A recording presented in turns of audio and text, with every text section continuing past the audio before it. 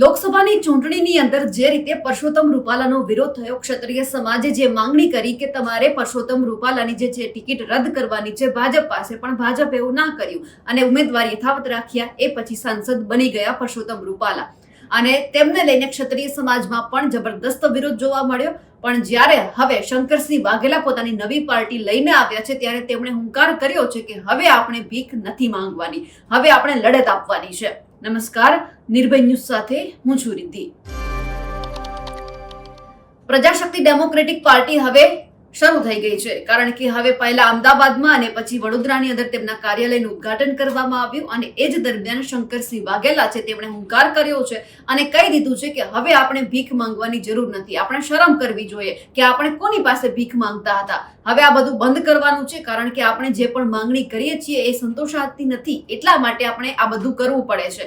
હવે તમારે કેવા લોકોની જરૂર છે, તો આપણે હવે લોકો માટે આ પાર્ટી લઈને આવ્યા છીએ, તો તમે બધા આમાં જોડાઓ અને આપણે જેમને હરાવવાના છે તેમને હરાવીને રહીશું. કારણ કે અત્યાર સુધી મેં ઘણી બધી પાર્ટી સાથે કામ કરેલું છે, કોંગ્રેસ હોય, ભાજપ હોય કે પછી કોઈ પણ ઉભરતી પાર્ટી હોય, મેં બધા સાથે કામ કરેલું છે. મને બધાની ખબર છે કે કેમાં શું ચાલી રહ્યું છે. એટલે હવે જ્યારે આપણે પ્રજાશક્તિ ડેમોક્રેટિક પાર્ટી હવે અસ્તિત્વમાં આવી છે ત્યારે હવે આપણે બધાને લડત આપવાની છે અને તમામ સમાજને પણ એમણે ટકોર કરી છે. સૌથી પહેલા તો ક્ષત્રિય સમાજને જે કહ્યું છે તે સાંભળીએ. એમાં આખી દુનિયામાં એક્સપોર્ટમાં પિંક રિવોલ્યુશન વાળા આવું મારે જૈનોમાં ભાષણ કરવું કે હામી પાર્ટી વાળા ગાયો કાપવા વાળા છે, ત્યાં મત નહીં આપતા.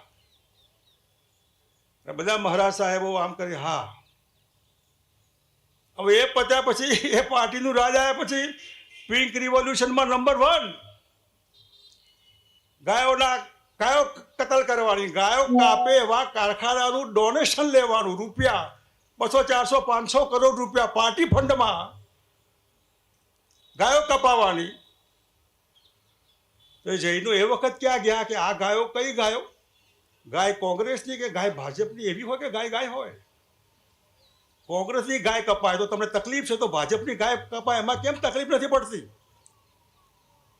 તમે કોને આંધળા થઈને વર્ગી પડ્યા છો? આ વોટ બનાવો છો લોકોને? અહિંસાના પૂજારી હોય તો કહી દો કે એક બી ગાય નહીં કપાવી જોઈએ. તમારે ગાયો કાપવા વાળાના ડોનેશન ન લેવાય. અમારા ક્ષત્રિયો લોકસભાના ઇલેક્શનમાં બીજેપીનો વિરોધ કર્યો અને પોતાના સમાજના લોકોને ભાજપ સરકાર મંત્રી બનાવવા માટે ભીખ માગવા ગયા. તો તમે વિરોધ કરો એ ખોટો હતો, તમે આ ભીખ માગો છો એ ખોટું છે. તમને શરમ નથી આવતી? કરોડરજ્જુ વગરના માણસો આપણે દુઃખી થઈએ છીએ. એ દુઃખી થવાનું મૂળ કારણ આપણે જ છીએ અને આપણે આગેવાન જેને માનીએ છીએ, જે બનાવટી ડુપ્લિકેટ લોકો.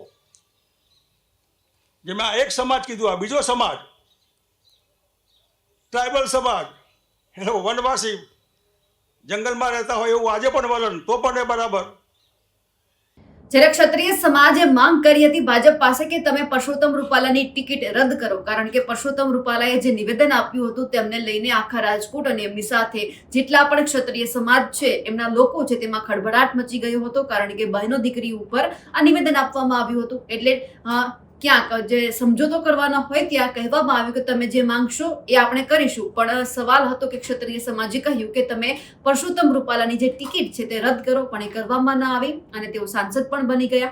એટલે હવે ત્યારથી લઈને અત્યાર સુધી હજુ પણ ક્ષત્રિય સમાજમાં એટલો જ રોષ છે. હવે એ જોવાનું છે કે પ્રજાશક્તિ ડેમોક્રેટિક પાર્ટી આવી છે તો ભાજપને ફાયદો થવાનો છે કે પછી કોંગ્રેસને. અમારા અહેવાલને લઈને આપનું શું કહેવું છે કમેન્ટ કરીને ચોક્કસથી જણાવજો. સાથે જ અમારી નિર્ભય ન્યૂઝ ચેનલને લાઇક, શેર અને સબસ્ક્રાઇબ કરવાનું ભૂલશો નહીં. નમસ્કાર.